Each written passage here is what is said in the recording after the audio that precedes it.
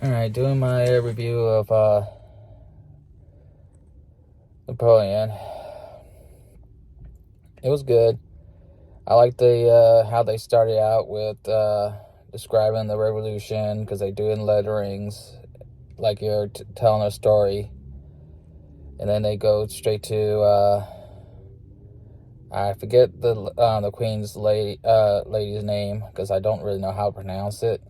But they escort, well, you think, out of the palace, but no, they escort her straight to a closet with her two kids. Well, I think they're her kids.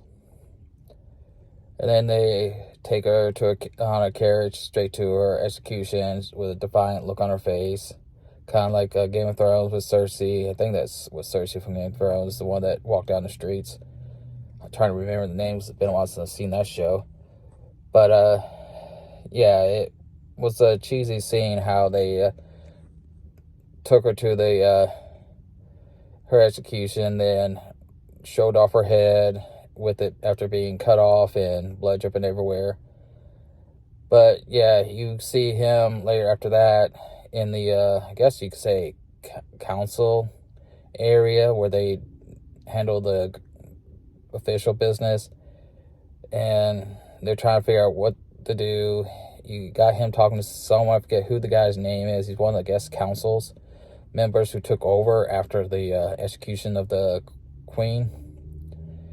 And they're like, well, we got to take this place back because the British have it under control, and we need our ships back, and we need our sailors back, our troops. And he's like, well, I just got to take this fort that's there.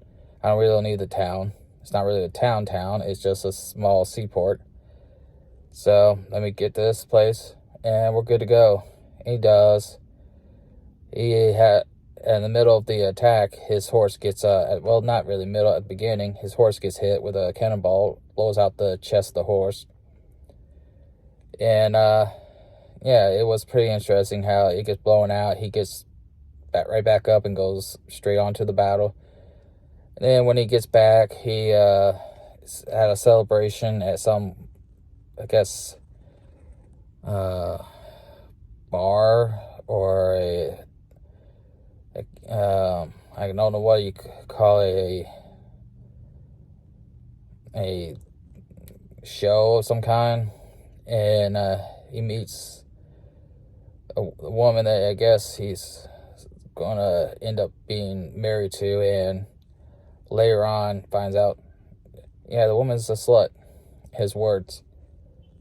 I'm leaving a lot out because I'm trying not to tell too much of it, because the movie's long, and a little too long, because it's got so much in it that they could have left some of it out, but it was still a very good movie.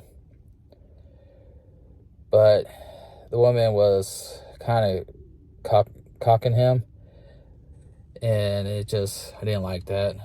I liked it better when he was out on the field, doing the battles, using his strategic mind, where it's showing how he knows how to fight, knows how to outsmart his enemies. But as the battles went on, as the movie went on, you can see his going up. He's doing good, and he eventually becomes the leader, the emperor of France. And it's like, okay, well, now I got all these people uniting behind me after this one massive fight against Alexander of Russia.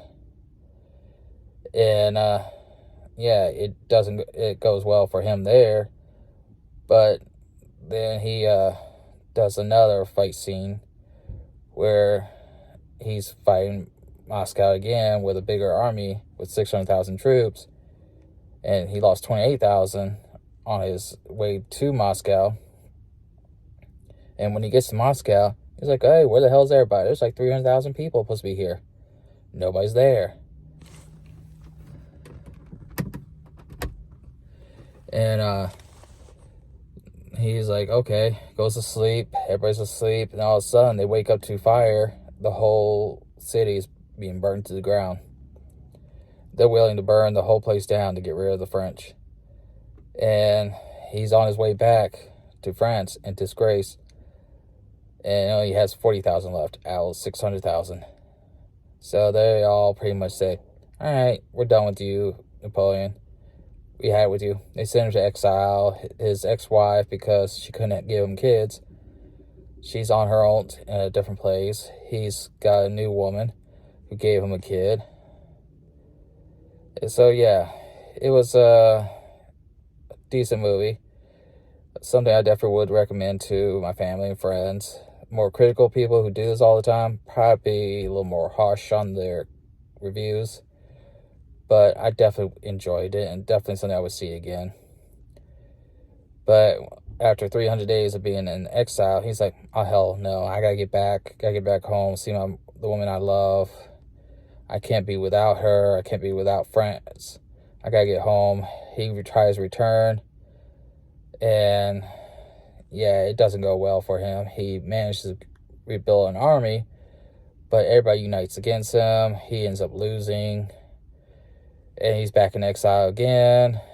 And then you see him at his, I guess, new home with two girls who are talking to him. He's asking them questions, and then he just keels over, and you see a list of all the stuff he's done, which was kind of nice, but I wasn't expecting that. But especially the way they just had him keel over. Like, did he have a heart attack? Did he have some kind of stroke? Did he get poisoned? That I didn't like too much. That was a big what the F. But yeah, it was a good movie. That's the biggest, I think, part I didn't like the most of all of it, was how that ended. So if you don't want to hear that part, I probably should have said this at the beginning, but I'm still learning these. But yeah, I definitely enjoyed it. On to the next movie next time. Hopefully I start getting better at these eventually.